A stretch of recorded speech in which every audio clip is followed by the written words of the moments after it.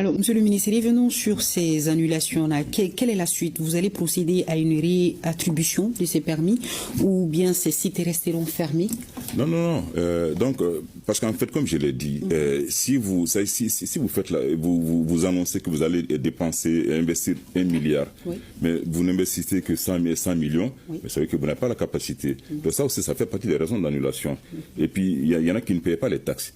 Donc, nous avons donc au total, pour le moment, ça va continuer. Hein.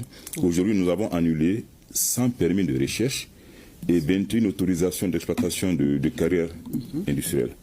Voilà. Donc, voilà. Au total, donc, ça fait, en fait 121 titres miniers. Oui. Maintenant, donc, vous savez que tous ces titres tombent dans le domaine de l'État, appartiennent désormais à l'État. Maintenant, bien sûr, l'État pourrait procéder à des nouvelles attributions, mais ça c'est des nouvelles sociétés. À des nouvelles sociétés. Ça c'est lorsque on aura fini, donc on aura terminé, comme on a l'assainissement du cadastre, on aura mis en place le nouveau cadastre. C'est ce travail qui est aujourd'hui en cours. Ok.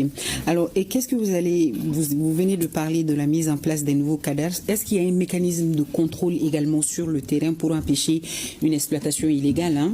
Parce qu'on ne sait jamais de ces sites-là, monsieur le ministre. Oui, bien sûr. C'est pourquoi il faut de la publicité autour donc déjà de ces titres qui ont été annulés pour qu'il n'y ait pas de transactions autour de ces titres miniers.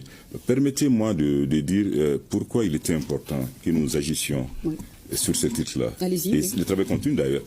Vous savez, aujourd'hui, il y a des titres qui sont en circulation, qui sont détenus par donc, des personnes ou en tout cas des sociétés qui n'ont aucune capacité technique et financière pour remplir les conditions. Voilà, pour faire de l'exploitation minière.